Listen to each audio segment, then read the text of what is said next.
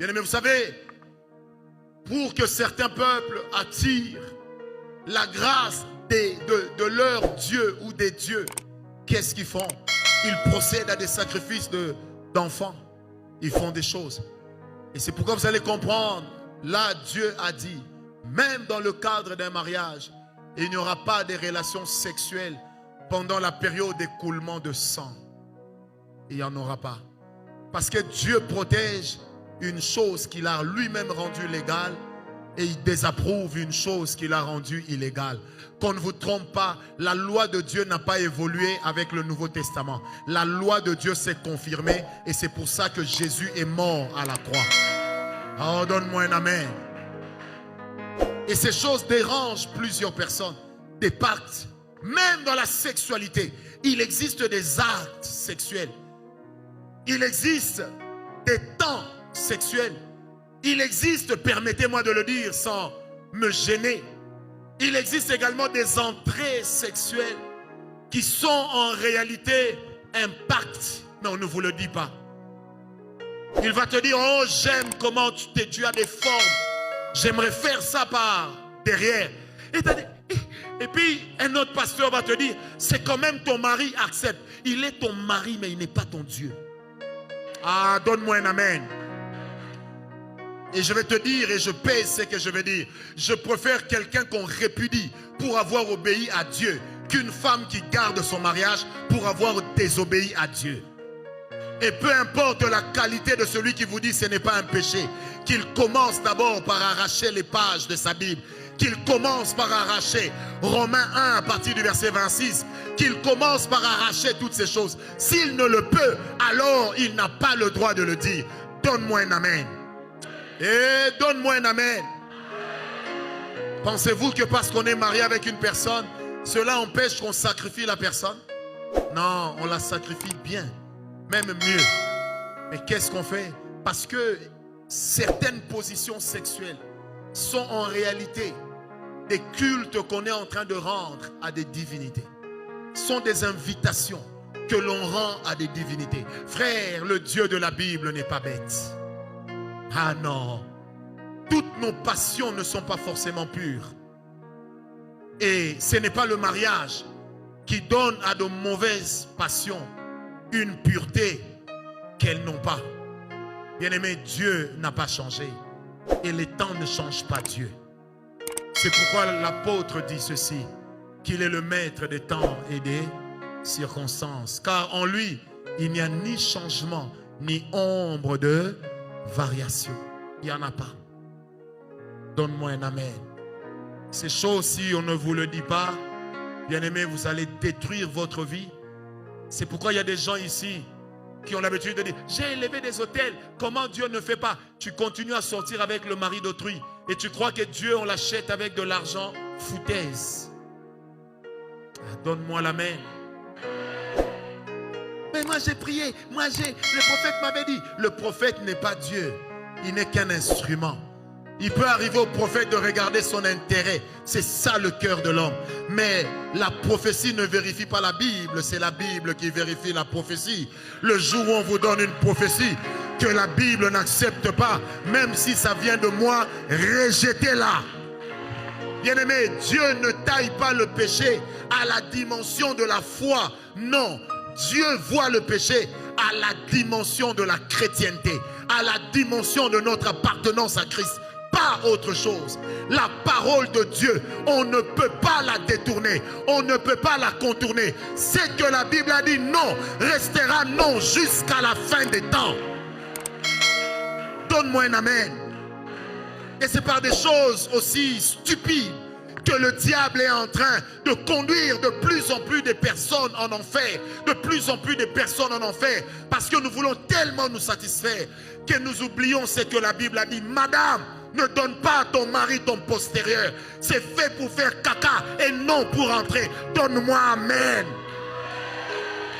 Vaut mieux un homme qui te dit je te quitte parce que tu ne veux pas me donner ça, plutôt que de rester dans un mariage dans lequel toi-même tu te poses la question, est-ce que ce que nous faisons m'amènera au ciel? Frère, peut-être que ton mariage ne va durer que 20 ans, 15 ans, 30 ans, mais là au ciel, nous y serons pour l'éternité.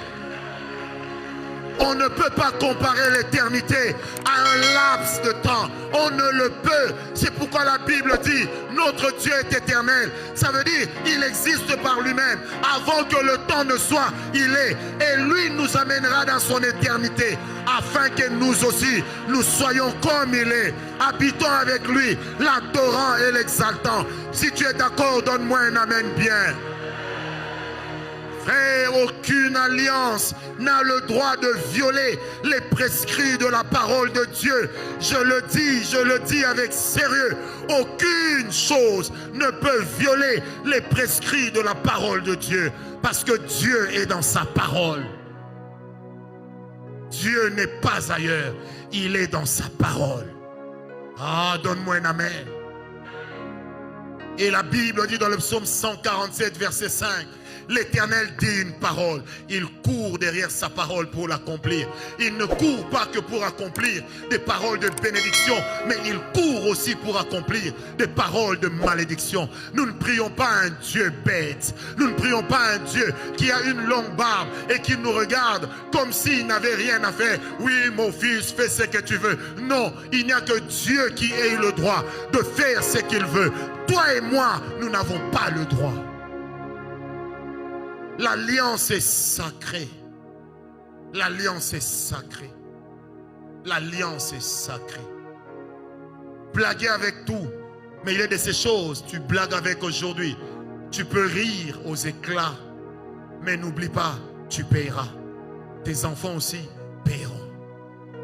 Donne-moi un amen. Tes enfants aussi paieront, messieurs, qui aimaient bien jouer au Don Juan. Est-ce que tu sais là où tu vas? Est-ce que tu connais les alliances qu'il y a derrière cette beauté? Mesdames qui aimaient jouer au Donabeja, aux femmes les plus belles et les plus remarquables de la contrée, n'oubliez jamais que ce n'est qu'un détail. La chose qui compte, c'est l'éternité. Qui m'a donné un amen? Amen. Oh, je sens la présence de Dieu.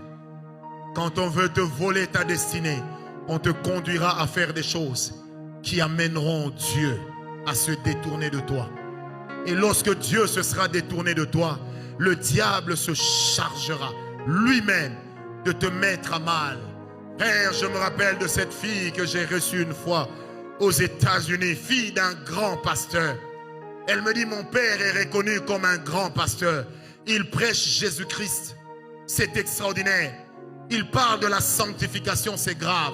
Il dit, mais quand mon père rentre à la maison, nous tous, nous faisons toujours des rêves de mari et femme de nuit. Je lui ai dit, comment tu peux expliquer? Elle me dit, j'ai acculé maman, j'ai acculé maman. Et maman m'a dit un jour que par votre papa draine des foules en utilisant un esprit de sirène. Il a le nom de Jésus dans la bouche, mais c'est la sirène qui fait tout le travail. Je préfère diriger une église de 2 membres en sachant que nous 3 nous irons au ciel, que diriger une foule en sachant que nous tous nous irons en enfer. Ah non, frère, les hommes vont nous applaudir, c'est pour un temps. Je préfère les applaudissements de Dieu. Je préfère le jour où on arrivera devant la porte du paradis et puis les portes s'ouvrent, on voit je ne sais quel archange se tenir debout et puis il souffle et Gabriel, porte-parole de l'Éternel, il vient dire, Francis, entre. Frère, ce jour-là je vais frimer comme un handicapé de naissance qui vient de marcher dans une campagne de renards bonqués. Même quand vous lui dites assieds-toi, il veut toujours marcher. Papa, je suis converti pour aller au ciel. Je m'en fous d'être pauvre. Je m'en fous d'être célèbre. Je m'en fous. Objectif, ciel. Et ma prière, frère, c'est que le jour où nous serons devant la porte du paradis, quand je regarderai à gauche, je regarderai à droite, que je vous voie. Que je vous voie. Frime fait des fiers, ça passera. Les vieilles personnes que tu vois à côté de toi ont aussi été jeunes. Peut-être que dans leur jeunesse, elles étaient plus belles que toi. Le temps est passé. L'eau a coulé sous le pont. Le ciel ou rien. Le ciel ou rien. Je répète, le ciel ou rien. Le ciel ou rien. Le ciel ou rien. Le ciel ou rien.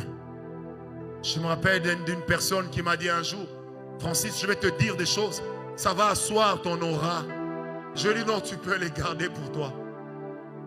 Tel que j'avance, si je ne meurs pas tôt et si Christ ne revient pas, j'arriverai là où Dieu m'a dit que j'arriverai.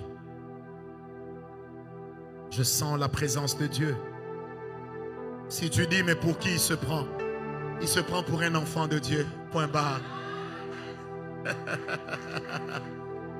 Tu peux même m'appeler Francis, tu peux m'appeler frère. Ça m'est égal. Ce qui compte, que mon message ce soir passe. Que mon message ce soir passe. Que mon message ce soir passe. Mes amis, l'enfer existe. Est-ce que vous m'avez compris? L'alliance qui n'a pas d'exigence n'est pas de Dieu. Je répète, l'alliance qui n'a pas d'exigence n'est pas de Dieu. Ce n'est pas de Dieu. Les péchés qui amènent l'alliance à être détruite